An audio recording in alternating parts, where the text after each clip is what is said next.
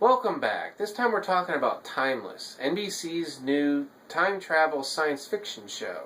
I'm nearly through the various pilot episodes of the TV series I wanted to talk about this fall, but Timeless is definitely one that caught my eye as soon as I heard about it. And let me say, like a lot of my other TV reviews, this video is going to contain plenty of spoilers for the pilot episode of Timeless. So if you haven't seen that episode yet, stop now, go watch the episode, then come back. Now, Timeless has a pretty interesting premise. Apparently, this technology magnate, Connor Mason, played by Paterson Joseph, has been leading a secret effort to create a time machine.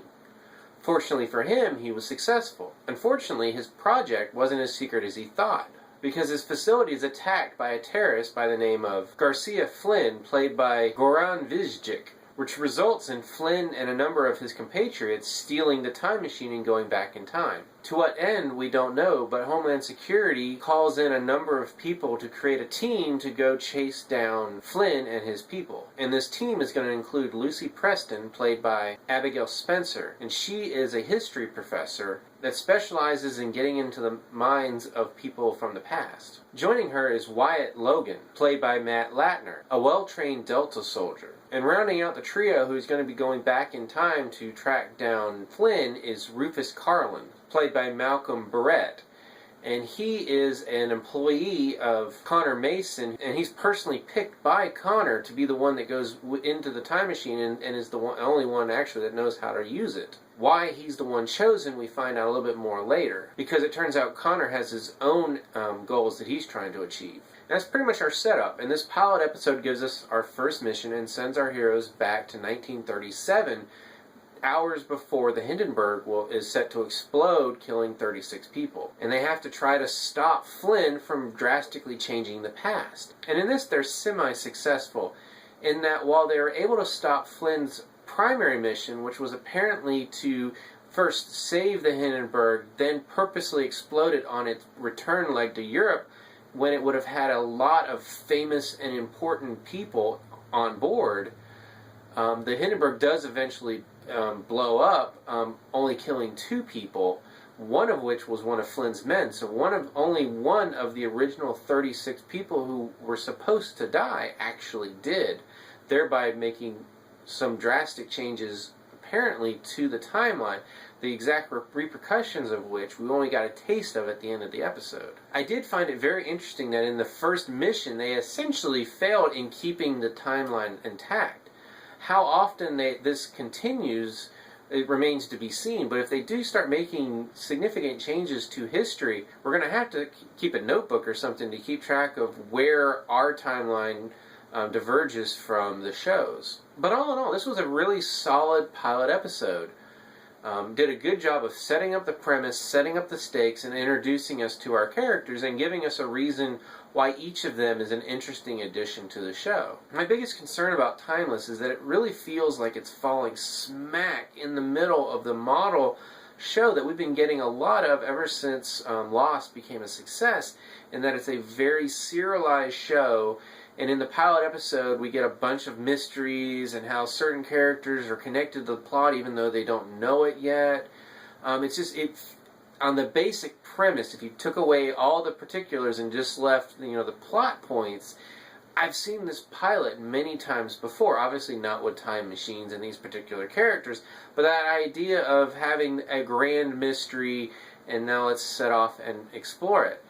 I enjoy stories like this. The problem is they rarely survive their first season. In the case of this show, even if it does survive, I have the lingering concerns that this entire show is built around our heroes stopping Flynn and whatever his mission is. Now, if they stop him, is that the end of the show? Are they able to evolve beyond that? It's some of the same concerns that I raised with The Good Place. How do you jump past your initial concept to allow the show to continue when the alternative is basically spinning your wheels? Now, to answer that question, we're definitely going to need more than one episode, but this pilot was definitely strong enough with the story and the characters to keep me wanting to come back week to week. Now, speaking of questions and mysteries, this episode definitely left us with a few to consider, and I did want to touch on a few of them in this video. First of all, what is Flynn's goal? What is he trying to accomplish? What do we know about him? Apparently he was an NSA asset in Eastern Europe. He was apparently working for the American government. Exactly what he was doing and what he was reporting on, we don't know. But apparently a year ago his wife and child are murdered, apparently by him, and he has been off the grid, MIA, ever since, until the theft of the time machine. So apparently he found out about this time machine and has a reason for going back in time.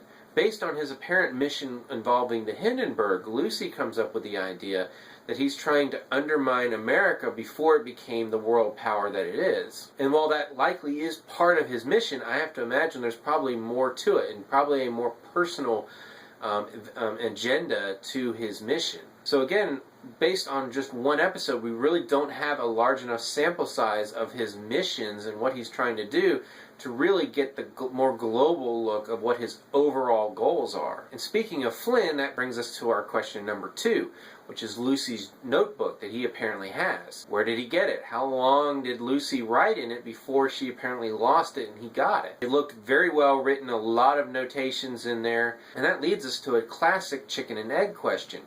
How much of Flynn's actions are being influenced by what he's reading in this journal, which is apparently from the future after Lucy experienced many of these events?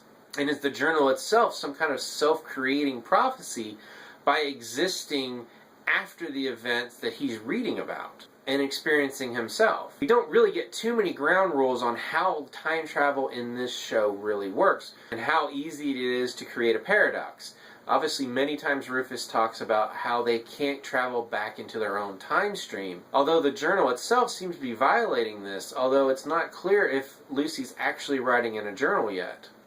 And if she starts writing in a journal because she saw the journal that Flynn has that is now influencing his actions, it's like a triple self-creating prophecy. I don't know.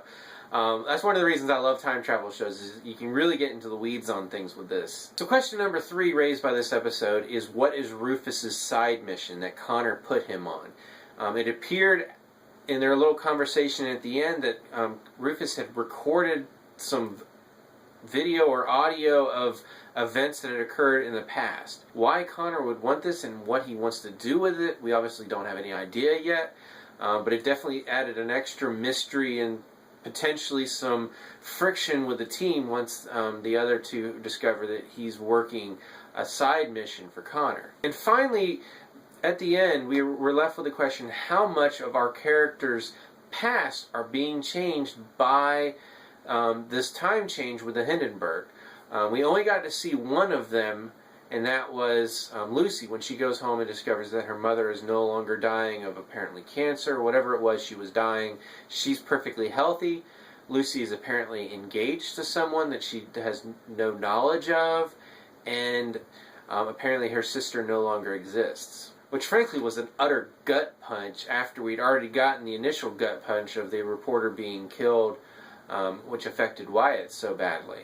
And speaking of Wyatt, we don't really get to see if anything has been changed in his past. And if not, I wonder if the fact that her life is being changed so much by the impacts to the past, if that has anything to do with Flynn's allegation that she was chosen for this mission for a particular reason that they're not telling her about. And if that somehow plays into this Rittenhouse name that Flynn told her about. So all in all, this was a really entertaining pilot episode. Definitely one that drew me in. My concern is that I've been drawn into other shows like this before, only for them to be canceled with no resolution. But for now, I'm definitely on board, and definitely one that I'm going to continue watching week to week, and one that, time permitting, I'm hoping to continue doing videos on, because this just seems like a type of show that's going to garner speculation and talking points each week. So if you have seen the Timeless Pilot episode, let me know what you thought about it. Did you enjoy it as much as I did? And if so, are you interested in a weekly analysis video discussing how each episode impacts the overall storylines? As always, you can subscribe to my channel, check out some of my other reviews, and until next time, don't kill anyone in the past.